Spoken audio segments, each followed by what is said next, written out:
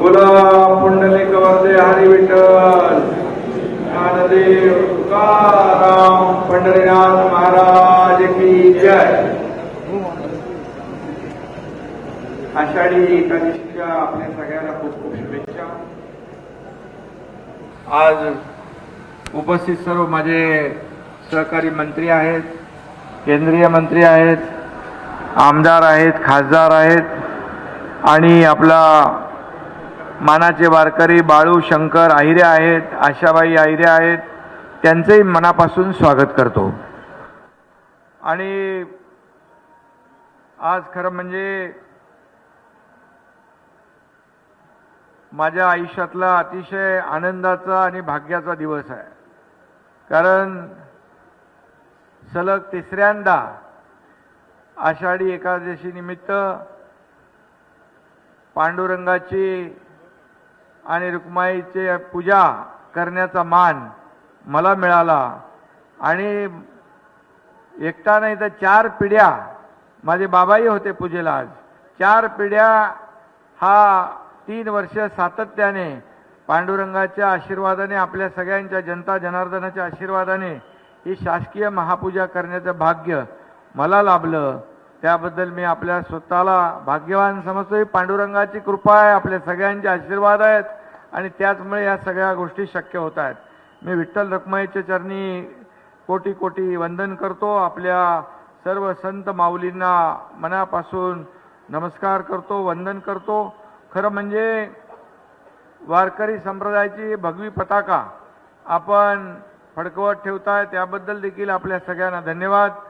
पंढरपूरला आपण आल्यानंतर सगळीकडे जो पांडुरंगाचा जयघोष आपण ऐकतो, या ठिकाणी सगळं जे काही वातावरण पाहतो आपण, अगदी भक्तिमय वातावरणामध्ये सगळे लोक आशीर्वाद घेत आहेत, पांडुरंगाचं दर्शन घेत आहेत।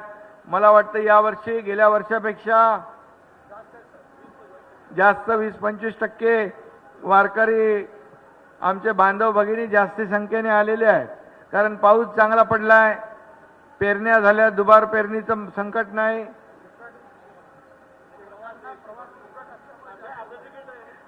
एसटीला प्रवास ज्येष्ठांना मोफत, महिलांना अर्ध तिकीट आणि टोल फ्री करून टाकलंय। वारकऱ्यांना आज दिंडीला पण आपण अनुदान दिलंय आणि सगळंच आज खरं म्हणजे मुख्यमंत्री माझी लाडकी बहीण योजना झाली आहे, लाडका भाऊ पण झाला आहे, त्यालाही आपण दर महिन्याला स्टायपंड देतोय। शेतकऱ्यांना देखील 7.5 HP पर्यंत मोटर जे पंप चालवतात त्यांना वीज बिल माफ तेही करून टाकलंय। हे सगळं जे आहे हे शेवटी सरकार तुमचं आहे आणि पांडुरंगाच्या आशीर्वादाने हे सरकार आपला कारभार करते आहे। आणि म्हणून मी नेहमी म्हणतो की बळीराजाला सुखी कर, बळीराजावरची संकट दूर कर, चांगला पाऊस होऊ दे, चांगलं पीक येऊ दे, सुखीचे दिवस येऊ दे आणि शेतकऱ्याच्या जीवनामध्ये सोन्याचे दिवस येऊ दे, सुख समृद्धी येऊ दे। कारण वारकरी म्हणजे शेतकरीच आहे। शेतकरी, वारकरी, कष्टकरी, कामगार, माझ्या माता भगिनी, युवक, ज्येष्ठ, सगळे लोक, या राज्यातला प्रत्येक घटक जो आहे हा सुखी समृद्धी झाला पाहिजे, हीच आमची पांडुरंगाकडे प्रार्थना असते। आणि पांडुरंगाने देखील हे आता गेल्या 2 वर्षामध्ये आपण पाहिलं तर 2 वर्षामध्ये या राज्यातले अनेक प्रकल्प आपण सुरू केले, विकास आपण करतोय, कल्याणकारी योजना आपण आज जाहीर केल्या, त्याच्याकडे सगळीकडे चांगलं वातावरण आहे। आणि मला सगळ्यात आनंद म्हणजे आपल्या औसेकर महाराज मगाशी मला दाखवत होते, तिकडेही आपल्या नवीन जे आपण काम केलं आणि हे पण आपण नवीन केलंय, म्हणजे जे जुनं रूप आहे ते आपलं पुन्हा या ठिकाणी या मंदिराचं आपण आणतोय, हे सगळ्यात जास्त समाधान आणि आनंद आहे। कारण जे काही इथं आपण 73 कोटी रुपये दिले ना, 73 कोटी 80 लाख रुपये आपण ह्या मंदिराचं जे काही संवर्धन करण्यासाठी दिले, त्याचाही उपयोग इथं होतोय, चांगलं काम होतंय। आणि म्हणून मी मनापासून आपल्या सगळ्यांना खूप खूप शुभेच्छा या ठिकाणी देतो। आज खरं म्हणजे सगळ्यांना आज आपली पूजा चालू असताना देखील मुखदर्शन आपण बिलकुल बंद केले नाही, ते चालू ठेवलं. कारण शेवटी 18 तास आपले वारकरी रांगेमध्ये उभे राहतात आणि त्यांना पांडुरंगाचं दर्शन घ्यायचं असतं. म्हणजे आपल्या शासकीय पूजेमुळे त्यांचं दर्शन बंद होऊ नये, मुखदर्शन देखील चालू आपलं गेल्या वर्षापासून आपण सुरू ठेवलं. आणि आपलं प्राधान्य पहिलं वारकऱ्यांना आहे. VIP लोकांपेक्षा वारकऱ्यांना पहिलं प्राधान्य देण्याचं काम आपण केलं पाहिजे. आणि म्हणून मी यापूर्वी देखील मगाशी औशेकर महाराज म्हणाले की मी अगोदर आलो, पहिलं बघितलं सगळं आणि सगळ्या सोयी नियोजन. इकडे आमचे 3 मंत्री आपले तानाजी सावंत, गिरीश महाजन, चंद्रकांत दादा इकडे थांबून होते. आणि आमचं नियोजन एवढंच की बाबा याच्यामध्ये वारकरी संप्रदाय येतो मोठ्या प्रमाणात लाखांच्या संख्येने, त्याची गैरसोय होऊ नये. मला थोडंसं पहिल्यापासून सवय आहे, कार्यकर्ता मुख्यमंत्री असलो तरी सुद्धा कार्यकर्ता म्हणून काम करायची सवय आहे. त्यामुळे मी त्या दिवशी देखील आपल्या वारकऱ्यांची गैरसोय होऊ नये म्हणून गाड्यांच्या ताफ्यामुळे मी मोटरसायकलवर बसून गेलो, सगळा परिसर पाहिला. आणि सगळं पाहिल्यानंतर जिल्हाधिकारी आणि आपले सर्व प्रशासन त्यांना ज्या ज्या काही सूचना दिल्या. आज स्वच्छता चांगली आहे ना? स्वच्छता चांगली आहे ना? का मी सांगतोय चांगली आहे म्हणून? स्वच्छता, पिण्याचं पाणी, या ठिकाणी नियोजन, या सगळं जे काय, आरोग्य केंद्र 4 ठिकाणी आरोग्य केंद्र, 8 लाख लोकांनी त्याच्यामध्ये तपासणी केली. 15 लाखापर्यंत त्यांची व्यवस्था त्या ठिकाणी केली आहे. जेवढे आपले वारकरी येतील त्यांची आरोग्याची काळजी देखील आपल्या शासनाने आणि प्रशासनाने घेतलेली आहे. मी जास्त वेळ घेणार नाही, कारण आपल्या सगळ्यांना अनेक लोकांना इथं दर्शन घ्यायचं आहे. त्यामुळे मी एवढंच सांगतो की खऱ्या अर्थाने आज मला आनंद आहे, समाधान आहे की मुख्यमंत्री असताना यामध्ये पांडुरंगाच्या या पंढरपूरमध्ये अनेक कामं करता आली.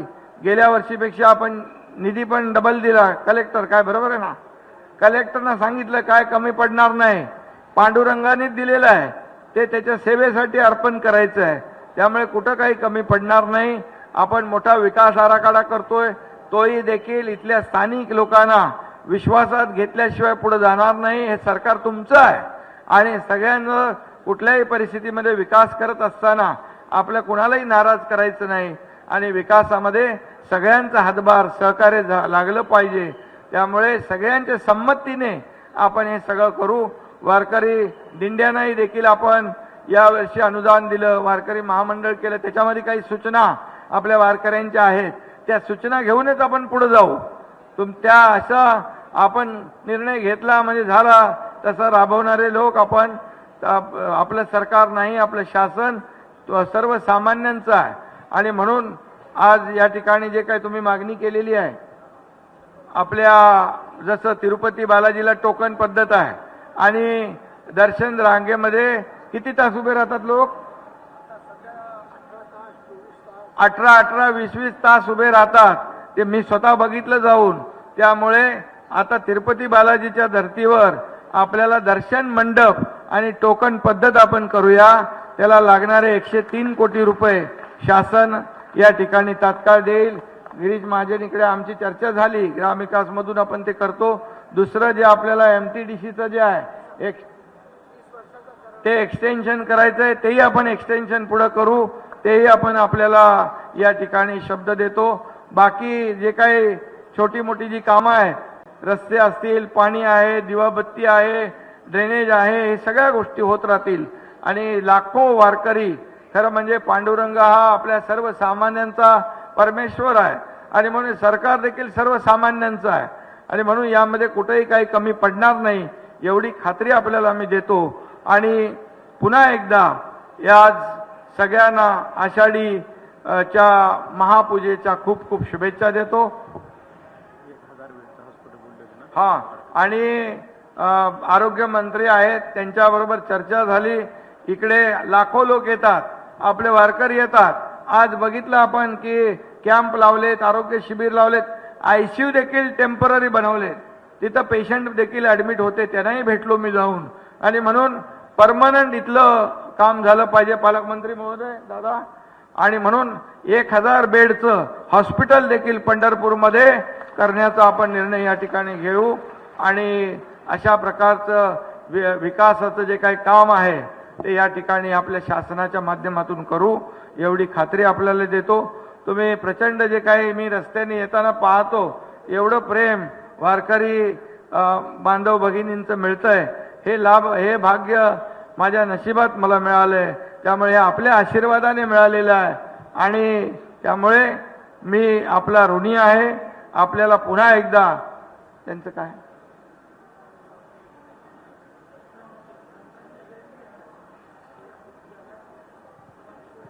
ठीक आहे ते मी घेतो निवेदन.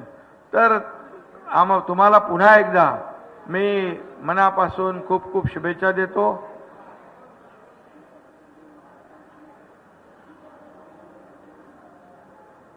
विठ्ठलराव सगळं होईल बरोबर, पांडुरंगाच्या आशीर्वादाने सगळं ठीक होईल, काही कमी पडणार नाही, तुम्ही काळजी करू नका.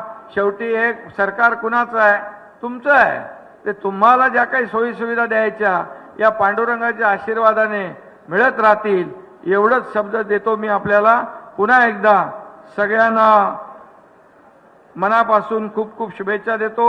मंदिर समितीचं कर्मचाऱ्यांचा काय तर विषय आहे बरोबर ना, 7वा वेतन आयोग, आणि त्याच्या बाबतीत देखील आपण सरकार सकारात्मक आहे, बिलकुल त्यामध्ये काळजी करू नका.